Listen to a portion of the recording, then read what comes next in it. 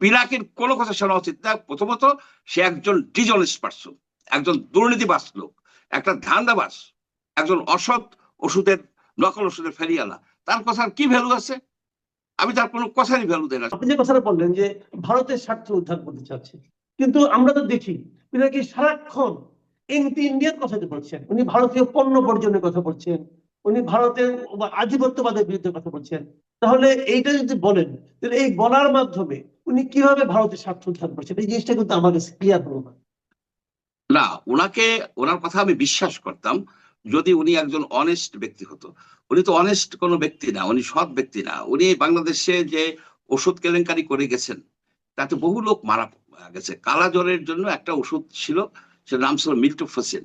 এখন popular pharmaceuticals বলে একটা কোম্পানির উনি ছিলেন চিফ অপারেটিং অফিসার, মানে অনেক উচ্চ পদের একজন। তারা ওই ওষুধটার ভিতরে ময়দা দিয়ে ওই ক্যাপসুলগুলি, মিল্টোফাস ক্যাপসুলগুলি এই গভর্নমেন্টের কাছে বিক্রি করছে 5,40,00,00,000 টাকার, বড় ধরনের একটা, 2008 সনে। তাতে এই ময়দার গুলি দিয়া ক্যাপসুল খাওয়ার ফলে এই কালাজ্বরের অনেক রোগী মারা গেছে। এক হিসেবে দেখা গেছে 289 জন রোগী মারা গেছে। এবং পরে উনি একটা স্টেটমেন্ট দিচ্ছে 2000, যত সম্ভব 2019 সনে, যে উনি ওই এই পপুলার ফার্মাসিউটিক্যালস এর যত অফিসার, কর্মচারী, কর্মকর্তা ছিল তাদেরকে বাঁচানোর জন্য উনি এই কাজটা করছেন। উনি একজন ক্যাপ্টেন, ক্যাপিটান ঠান, এইসব নানাবিধ কথা দিয়ে লিখছেন। কিন্তু বাস্তবতা হলো যে ওনার তো জেলে থাকা উচিত।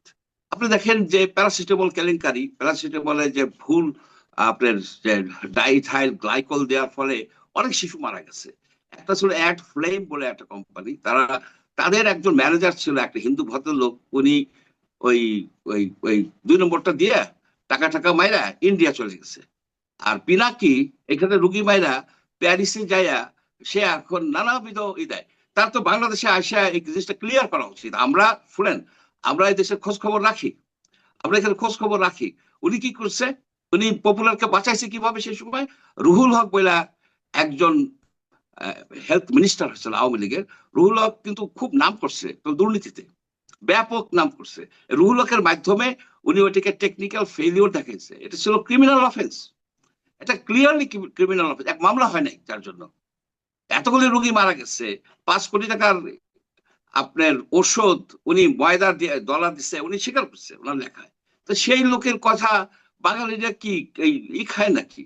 এই যে কি বলে, চানাচুর খায়, সব কথা শুনে নাকি?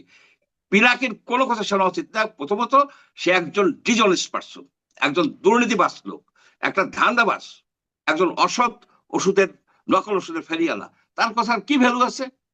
আমি তার কোনো কথারই ভ্যালু দেই না। সে বাংলাদেশের অ্যাডভাইজারকে নিয়ে সে এক একদিন নানাবিধ কথা বলে।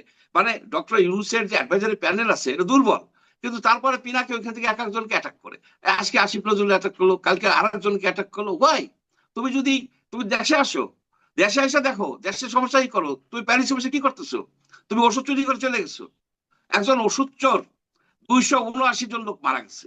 সেই কেস ইনভেস্টিগেট করা উচিত। ডব্লিউএইচওর কাছে সকল আছে, রিপোর্ট আছে। আপনার সব জায়গায় এগুলি নিয়ে আলোচনা হয়েছে। কিন্তু উনি ওই যে রুহুল হক, ওই যে দুর্নীতিবাজ, তাকে টাকা পয়সা দিয়ে ম্যানেজ করছে। আচ্ছা আচ্ছা, না ঠিক আছে, এটা এটা এই প্রসঙ্গে আমি বলছি না।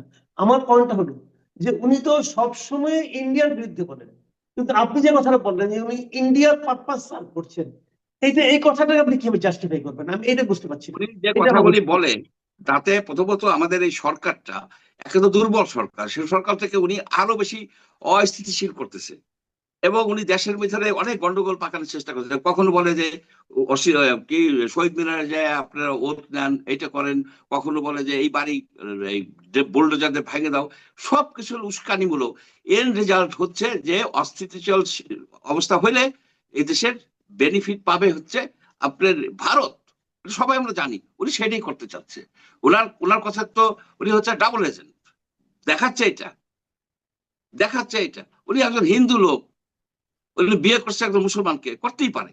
কিন্তু ওনার তো মুসলমান হওয়া উচিত। উনি কি মুসলমান হয়েছে? অথবা তার হচ্ছে হিন্দি হওয়া উচিত ছিল। এটা আমাদের কালচার। আমি মনে করি তার একেবারে একান্ত ব্যক্তিগত বিষয়। কিন্তু বাংলাদেশের যে একটা কালচার আছে, একটা ধর্মীয় যে বিষয় আছে, এগুলি কিন্তু সম্পূর্ণভাবে ইগনোর করে যাচ্ছে। এই লোকের উচিত বলা ক্লিয়ার কাট পিনাকির বলা হচ্ছে, পিনাকি তুমি কি হিন্দু নাকি তুমি মুসলিম? তো তখন ওই নজরুল সাহেবের কথা বলবে, ওই বলবে যে হিন্দুরা মুসলিম জিজ্ঞাসা কোন জন, এই ধরনের কাব্যিক কথা জানে উনি।